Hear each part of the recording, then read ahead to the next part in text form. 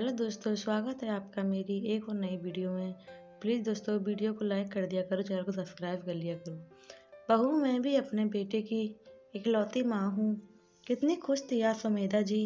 आज बेटे का प्रमोशन हुआ है तो बीमार होने के बावजूद भी अपने हाथों से रसोई में जाकर उनकी पसंद का खाना और ख़ास हलवा बनाने में लगी हुई थी। आखिर उनके बेटे सुजॉय को उनके हाथ का बना हुआ हलवा बहुत पसंद आता था। बचपन में जब भी वो बहुत खुश होता तो माँ से हलवा जरूर बनवा कर खाता। हलवा बनाकर बर्तन में निकाल कर अभी रखा ही था कि बाहर कार के हॉर्न की आवाज़ आई। सुमेधा जी ने फटाफट जाकर दरवाज़ा खोला तो सामने सुजॉय की पत्नी भव्या, उसकी मम्मी मधु जी और छोटी बहन सुनीति थी। सुमेधा जी को सबको एक साथ देखकर बड़ी हैरानी हुई, पर वे बोली कुछ भी नहीं। इतने में सुजॉय भी कार पार्क करके आ गया और आते ही सुमेधा जी के गले लग गया। सुमेधा जी ने सुजॉय को बहुत बहुत बधाई दी और उसके बाद सभी को अंदर लेवा लाई। सभी को हॉल में बिठाकर सुमेधा जी फटाफट रसोई में गईं और सबसे पहले घर में काम करने वाली कमला को सभी को पानी सर्व करने के लिए कहा। सबको पानी सर्व करने के बाद वे अपने हाथों का बना हुआ गर्मा गर्म हलवा एक कटोरी में डालकर सुजॉय के लिए ले आईं और एक चम्मच में हलवा लेकर सुजॉय की तरफ बढ़ाते हुए बोली, बेटा आज मुझे बहुत खुशी है, जो तेरा सपना था आज वो पूरा हुआ। बहुत मेहनत की थी तूने इसके लिए। आज मैंने तेरी पसंद का खाना बनाया है और देख तेरे लिए खास ये हलवा बनाया है। ले मुंह मीठा कर ले। इससे पहले कि सुजॉय कुछ कहता या वो हलवा मुंह में लेता, भव्या बीच में बोल पड़ी, अरे मम्मी जी, ये क्या कर रही हैं आप? सुजॉय नहीं खाएंगे ये, और खाना बनाने से पहले कम से कम पूछ तो लेती। हम लोग तो बाहर से पार्टी करके आए हैं, सुजॉय भी खाना खा पी कर आए हैं। भव्या की बातों को सुनकर सुमेधा जी के हाथ वहीं रुक गए। उन्होंने प्रश्न भरी नजरों से सुजॉय की तरफ देखा तो सुजॉय ने कहा, हाँ मम्मी, आज प्रमोशन मिलने की खुशी में भव्या और सुनीति पार्टी मांग रहे थे तो सोचा आज बाहर ही खाना खा लेते हैं। सुनकर सुमेधा जी कटोरी लेकर वापस रसोई की तरफ जाने लगी तो सुजॉय ने रोक लिया। अरे पर मम्मी, हलवा लेकर कहाँ जा रही हो? मेरे पेट में इतनी जगह तो है, मैं आपके हाथ का बना हलवा खा सकता हूँ। जब तक आपके हाथ का बना हुआ मीठा मुंह में नहीं जाएगा तब तक लगेगा ही नहीं कि कुछ करके दिखाया है। और सुमेधा जी के हाथों से कटोरी लेकर 2-3 चम्मच हलवे के फटाफट मुंह में रख लिए।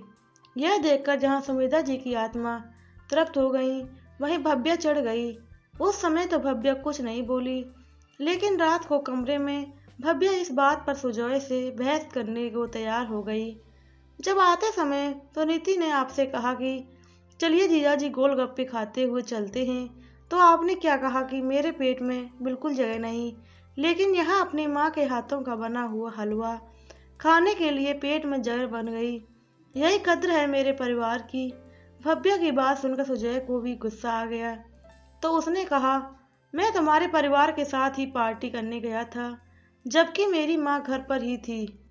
तब तुम्हें इसका ख्याल नहीं आया था?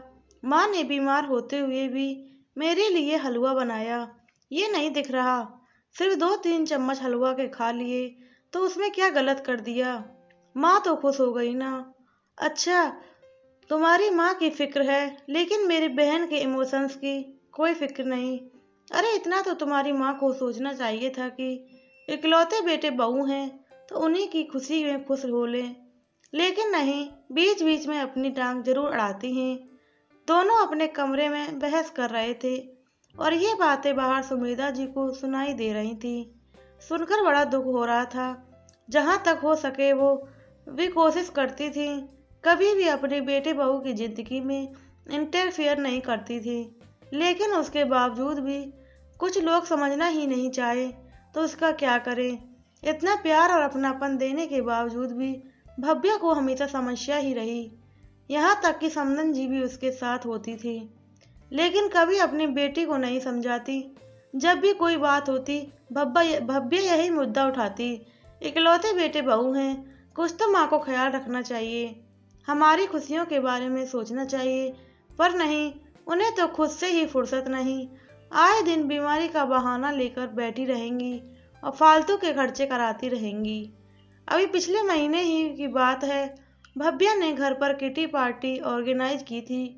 उसकी सारी सहेलियों को बुलाया था, पर उस दिन कमला के घर में जरूरी काम आ गया तो वह काम पर नहीं आ पाई। बस फिर क्या था, भव्या ने सुमेधा जी को काम करने के लिए कह दिया। 2-3 लोगों का खाना बनाना अलग बात है, लेकिन इतने लोगों का नाश्ता आखिर उनसे कैसे बनता। इसलिए उन्होंने कह दिया, बहू नाश्ता बाहर से मंगा लो, क्यों बेवजह परेशान होती हो। उनकी बात सुनकर भव्या बोली, अरे मम्मी जी, मैं आपकी इकलौती बहू हूँ, क्या आप मेरी खुशी के लिए इतना भी नहीं कर सकती। आपके इकलौते बेटे की पत्नी की खुशी आपके लिए कोई मायने नहीं रखती। मेरी सहेलियां क्या बाहर का खाएंगी। नहीं नहीं, आपको तो खाना बनाना ही पड़ेगा। देख बहू, अभी मैं हाँ कर दूं और बीच में ही सब कुछ छोड़ दूं, इससे अच्छा है कि तू या तो बाहर तेरी किटी ऑर्गेनाइज कर ले या फिर किसी महाराज को कहकर घर में खाना बनवा ले। इतने लोगों का खाना तो मुझसे नहीं बन पाएगा। जब सुमेधा जी ने साफ साफ शब्दों में कहा, तब भी भव्या बहुत ही नाराज हुई थी। हालांकि उसने अपनी किटी पार्टी बाहर रेस्टोरेंट में ऑर्गेनाइज कर ली, पर 3 दिन तक सुमेधा जी से बात तक नहीं की। कुछ दिन बाद भव्या की किसी सहेली की शादी थी। उस दिन सुमेधा जी की तबीयत सुबह से ही थोड़ी खराब थी।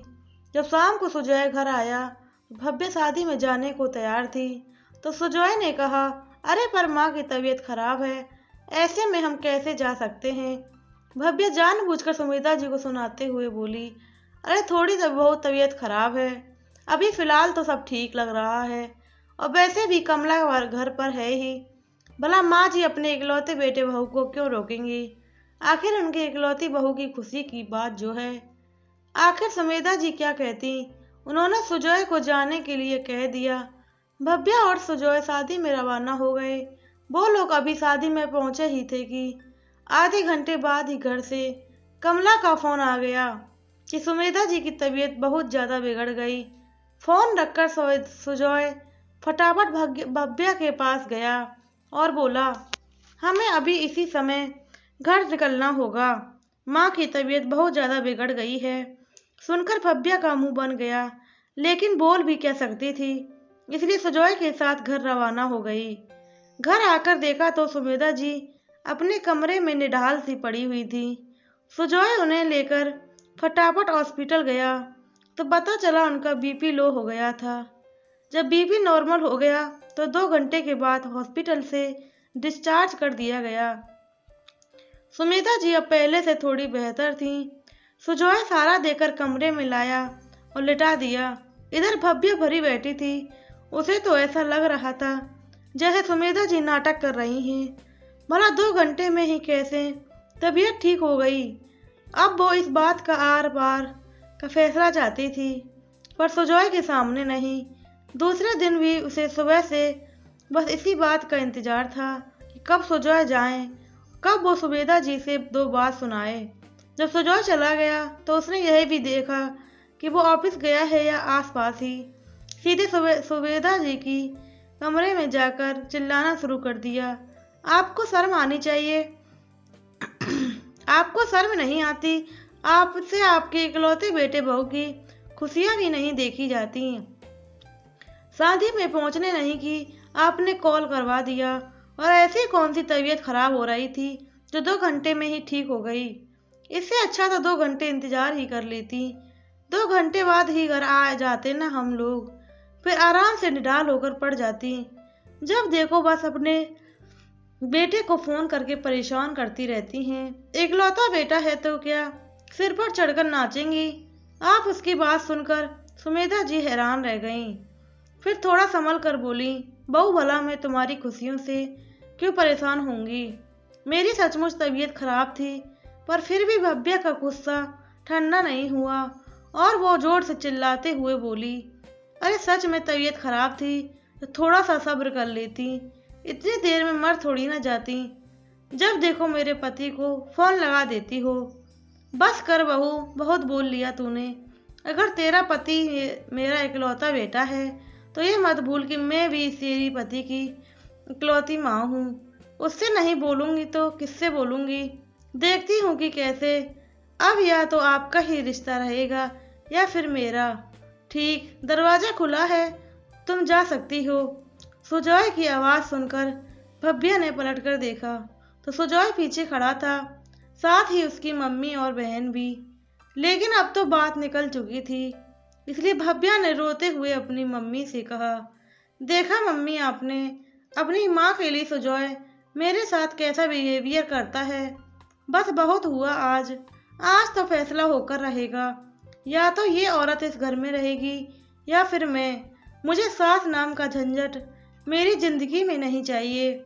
लेकिन इससे पहले भव्या की माँ कुछ कह पाती, सुजॉय ही बोला, अच्छा ठीक है फिर, मुझे भी सास नाम का झंझट नहीं चाहिए, पर शर्त यह है कि तुम भी अपनी माँ से नहीं मिलोगी और मैं भी अपनी माँ से नहीं मिलूंगा। शर्त मंजूर है तो बोलो, तब तो मैं भी तैयार हूँ। और दूसरा ऑप्शन भी है मेरे पास, माँ तो इसी घर में रहेगी। हाँ, तुम्हें मेरे साथ रहने की इच्छा है तो हम दोनों किराए के कमरे में रहेंगे। अब मेरी सैलरी में से आधी सैलरी तो मम्मी के पास आएगी, क्योंकि बेटा होने के नाते मुझे भी खर्चा देना पड़ेगा। अब आधी सैलरी में ही किराया, सेविंग, घर का खर्चा तुम कर सको तो कर लो, देख लो। शर्त मंजूर है तो बोलो। अब ना तो भव्या से कुछ बोलते बने, ना ही उसकी मम्मी ने कुछ कहा। आखिर जिसे ऐसो आराम की जिंदगी जीने की आदत हो गई हो, वो भला ऐसी जिंदगी सोच कर ही सिहर जाता है। बस थोड़ी देर में ही भव्या के आंसू गायब हो चुके थे और वो चुपचाप चाय नाश्ते की तैयारी में करने चली गई। वो दिन था और आज का दिन। आज तक भव्या ने सुमेधा जी को परेशान नहीं किया।